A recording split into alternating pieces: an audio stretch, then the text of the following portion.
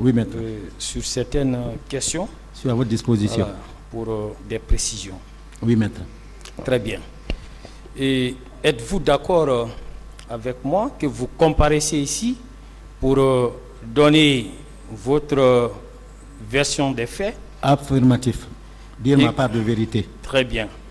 Et que dire votre part de vérité consiste à dire ce que vous avez vécu et entendu. C'est bien ça? Oui, maître. Surtout très bien.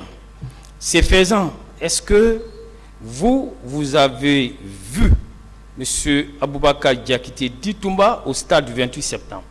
Je ne l'ai pas vu de mes yeux. Très bien. Et puisque vous ne l'avez pas vu, est-ce que il vous revient de dire qu'il serait responsable pénalement de quoi que ce soit, ou bien cela revient au tribunal? En raison du principe de la présomption d'innocence. Ça revient au tribunal après avoir reçu toutes les informations de part et d'autre. Je ne suis pas le seul convoqué ou le seul, la seule personne qu'on parle devant la barre. Il y en a qui sont venus avant moi, d'autres viendront, plus nombreux encore après moi, et leur religion sera éclairée, ils prendront la décision qu'il faille. C'est pour cette raison que je ne veux parler que de ce que je connais et ce que je peux prouver en tout temps et en toutes circonstances. Vous savez, on a eu à vous faire dire ici que tous sont pénalement responsables de ce qui est arrivé. Vous savez, il y a le principe de la présomption d'innocence, dont tous les accusés bénéficient jusqu'à l'intervention d'une décision de justice. Question, s'il vous plaît. Ok. Et dans ces conditions, alors, n'est-ce pas, c'est au tribunal de retenir la responsabilité pénale de qui que ce soit dans ces procès et non vous. Nous ne pouvons exprimer ce que nous voulons. La décision revient au tribunal par chacun son métier. Très bien. Merci. Ok.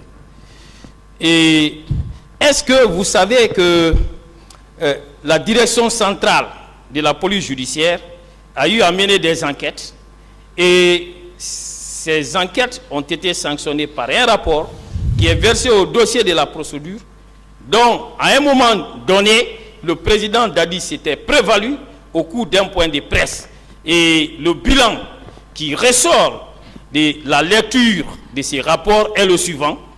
Alors, le caractère violent de la foule a entraîné 59 morts, 21 cas de vols signalés, 21 cas de 875 blessés, l'incendie de 2 commissariats de police, destruction des moyens de transport, des installations du stade, des moyens de transport des unités d'intervention de la police et autres infractions.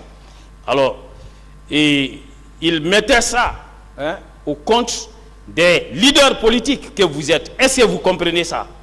Que vous soyez à la fois victime et bourreau de ce que vous avez vécu au stade du 28 septembre. C'est pas possible. Très bien. Est-ce que vous savez que dans le même rapport, la police a eu à conclure que le président Dadis a ordonné la mise en liberté de 40 personnes qui avaient été interpellées comme étant les auteurs de ces faits? Vous le savez? Je ne savais pas. Bon, je vous l'apprends. Est-ce qu'un président de la République se doit de se comporter de la sorte? Dans la manifestation de la vérité, il faut négliger aucune piste et n'épargner personne tant que les coupables ne sont pas désignés et ne sont pas traduits devant la justice. En procédant ainsi, militait-il en faveur de la manifestation de la vérité? Clairement, si c'est comme ça, non. Oui. Très bien. Je continue. Et est-ce que vous savez qu'au terme des dispositions des articles 150, 155, 156 et suivants du Code de procédure pénale, on peut, en tant que victime, faire exercer ses droits par une association? Vous le savez? Si, c'est possible. Très bien. Et est-ce que vous saviez que votre épouse, Madame Keita, alors, elle est membre de l'AVIPA et elle est inscrite, hein, et à cette association comme telle. Oui, maître. Vous le savez, non? Oui, je sais qu'elle est. Très bien. Si vous le savez, Oui, maître. alors, et vous avez une convocation qui se trouve au dossier de la procédure. Oui, maître. Donc, j'ai toujours fait état. Oui. Alors, il s'agit bien de la convocation en date du 11 juin 2010. Oui. Cette convocation-là a été délivrée par le pool des juges d'instruction. Oui. Il est dit ceci, Madame Fatoumata Youla, Oui. alors, et commune, numéro de téléphone 62 96 01 54, Oui, à l'époque. quartier Ratoma, Oui. alors, et est invité à se présenter au cabinet du pool des juges d'instruction, Oui. 6 à la Villa 31, Cité des Nations, quartier Bourbinet, commune de Kaloum, Oui. le vendredi 18 juin 2010 à 10 h. Oui. Voilà. Et ça a été délivré à son avocat, maître à l'époque, maître Almami Traoré, avocat à la cour. Oui. Alors, question. Oui, maître. Est-ce que c'est ce pool des juges d'instruction qui a rendu l'ordonnance de renvoi qui saisit cette juridiction? Est-ce que les juges pouvaient délivrer une convocation à l'adresse de votre épouse si ces magistrats alors ne connaissaient pas déjà votre épouse comme victime dans cette affaire? Non, il Cela est pas. possible? Non, c'était pas Très bien. possible. N'est-ce pas la preuve que votre épouse est bel et bien partie à ce procès? C'est la preuve, maître. Très bien. Je continue. Vous avez eu à produire des pièces, Oui, maître. parmi lesquelles vous avez le compte rendu. Et dans ce compte rendu, il est dit ceci, Madame Keta, prénom Fatoumata Youla. Alors, n'est-ce pas la preuve que lorsque vous dites qu'elle est votre épouse, on a au dossier de la procédure, parce que cette pièce est versée, qu'il y a une preuve que elle est bel et bien votre épouse. Oui, c'est mon épouse. Très bien. Est-ce qu'un leader de votre rang, Oui. avez-vous intérêt de venir dire ici, à la face du monde, que Fatoumata Youla est votre épouse, alors que ce serait le contraire? Absolument pas. Très bien.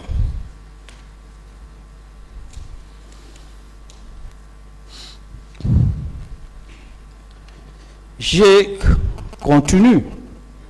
Voilà.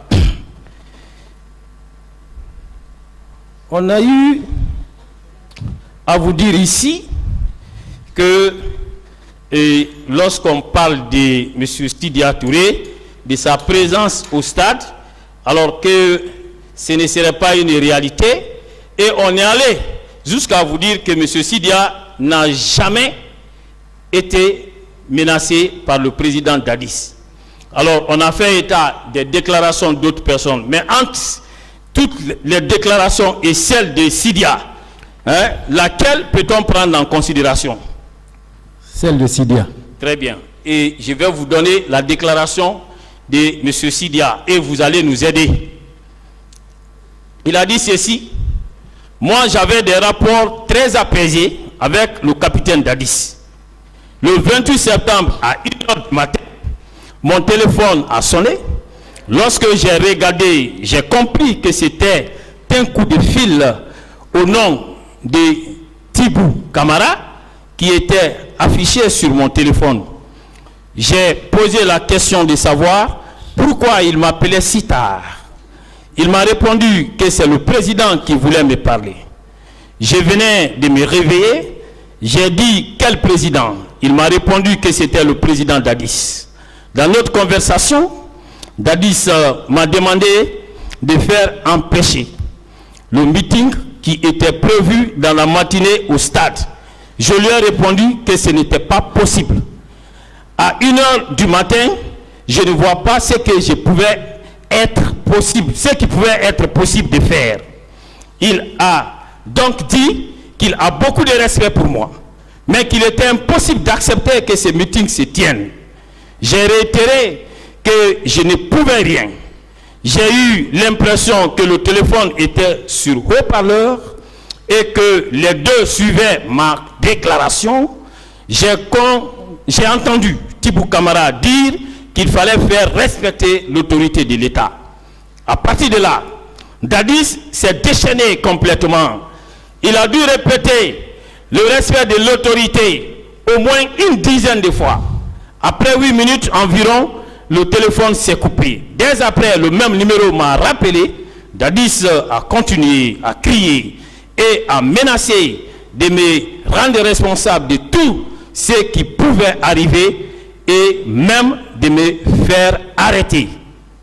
Alors, ça, ce sont des déclarations faites par M. Sidya Touré qui sont contenues dans son deuxième procès verbal d'audition des parties civiles versé au dossier de la procédure. Vous venez de suivre la lecture. Oui. Alors, est-ce que, en ces termes où Dadis s'était adressé à M. Sidya, ces termes étaient-ils menaçants, oui ou non? Si ces termes sont comme ça, oui, c'est clairement menaçant. Très bien. Alors, comme vous venez de le suivre avec moi, oui, vous avez compris que le président Dadis était déterminé, résolu à empêcher la tenue du meeting qui était projeté. Oui ou non? J'ai constaté qu'il y a eu massacre au stade du 28 septembre.